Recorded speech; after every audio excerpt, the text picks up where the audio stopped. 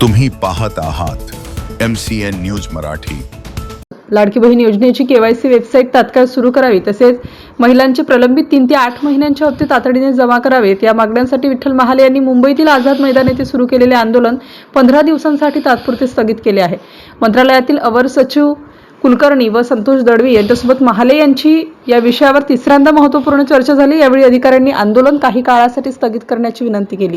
या विनंतीला मान देत मंत्रालयाकडून पत्र मिळेपर्यंत आंदोलन 15 दिवसांसाठी स्थगित करण्याचा निर्णय महाले यांनी घेतला। दरम्यान हा माघार घेण्याचा निर्णय नसून महिलांच्या प्रश्नाला न्याय मिळवून देण्यासाठी पुढील लढ्याची तयारी आहे, असं महाले यांनी स्पष्ट केलं।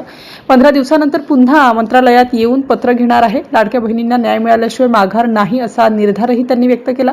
KYC प्रक्रियेतील अडचणी दूर करून पात्र महिलांचे रखडलेले हप्ते त्यांच्या खात्यात जमा होईपर्यंत लढा सुरूच ठेवण्याचा निर्धार महाले यांनी व्यक्त केला आहे। MCN न्यूज मराठीकरिता रवी शेगोकार, मुंबई।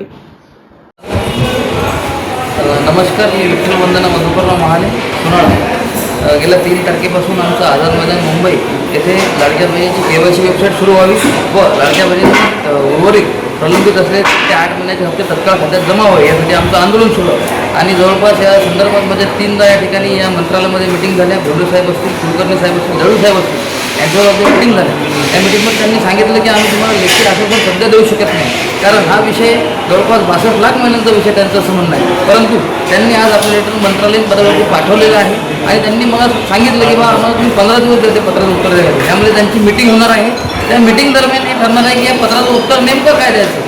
जर का आपलं अपेक्षित उत्तर आपल्याला 15 दिवसात आलं नाही, मी परत सांगतो की 15 दिवसासाठी फक्त माझं आंदोलन मी या ठिकाणी स्थगित करतोय।